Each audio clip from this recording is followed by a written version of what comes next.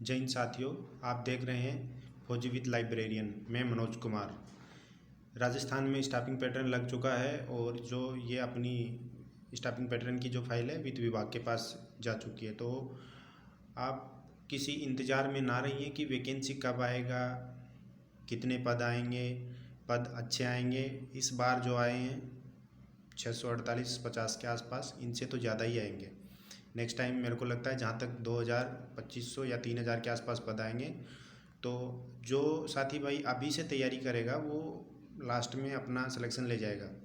और वैकेंसी आने के बाद अगर कोई साथी भाई तैयारी करना शुरू करेगा तो मुझे लगता नहीं है कि वो एक चांस में ऐसा करके निकाल लेगा। और जो भाई पिछले साल इस गई भर्ती में जो रह गए हैं वो भी अब अपनी तैयारी को फिर से शुरू कर दें। और जो समझदार हैं वो तो ऑलरेडी कर ही रहे होंगे।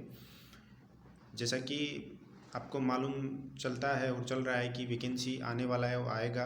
अभी गवर्नमेंट जाने वाला है 2028 लास्ट में। तो अब 27 में मिड में अपना नोटिफिकेशन के बारे में कुछ इन्फॉर्मेशन पक्का आएगा। इससे पहले तो नहीं आएगा, कोई कुछ भी बोले, लेकिन जुलाई से पहले तो नहीं आएगा। क्योंकि इससे पहले जैसे CIT लगेगा, अभी CIT का रिजल्ट आएगा फरवरी मार्च तक। उसके बाद CIT से संबंधित जितनी वैकेंसी वो आएंगी, उसी बीच में फिर लाइब्रेरियन का वैकेंसी आएगा।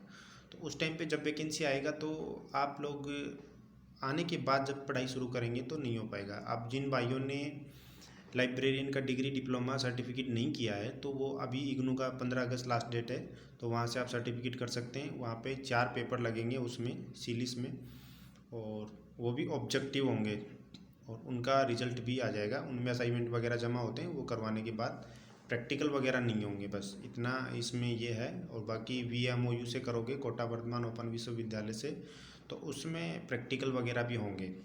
और इसमें प्रैक्टिकल वगैरह इग्नू में प्रैक्टिकल वगैरह नहीं होते हैं और VMOU में प्रैक्टिकल वगैरह होते हैं। तो आप वो कर लीजिए।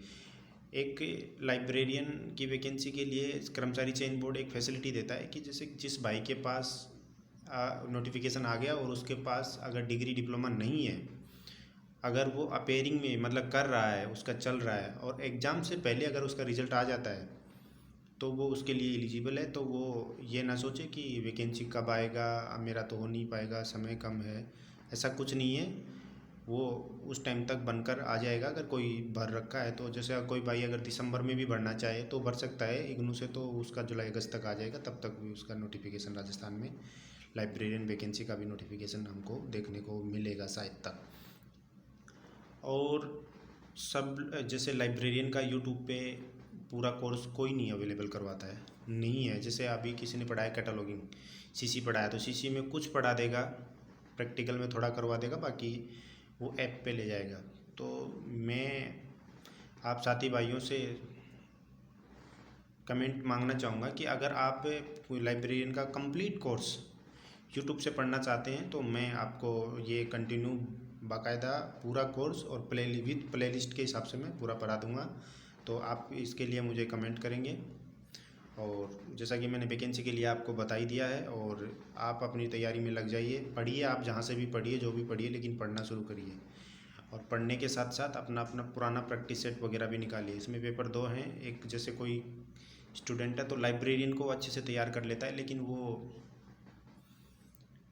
सेकंड पेपर को तैयार कर लेगा, लेकिन फर्स्ट पेपर की तरफ इतना ध्यान नहीं रहेगा। किसी किसी का फर्स्ट पेपर अच्छा है लेकिन सेकंड ठीक नहीं है, तो वो दोनों ही ठीक रखना पड़ेगा। अभी तो ज़माना ही ऐसा ही है दोस्त। अभी तो पेपर भी बहुत अलग, उसमें पेपर में भी रीजनिंग वगैरह लगा दिया गया है, तो वो पेपर लेंदी आता है, मुश्किल से पढ़ पाता है। अगर कोई आदमी क्वेश्चन पढ़ना शुरू करेगा ऊपर से तो वो नीचे तक जाते जाते फिर ऊपर का भूल जाता है, फिर उसको वापस क्वेश्चन पढ़ना पड़ता है, फिर ऑप्शन पढ़ना पड़ता है, फिर वो 1 2 3 कथन, एक सत्य बी सत्य वाले में वहाँ जाके, ये बहुत लंबा प्रोसेस है दोस्त।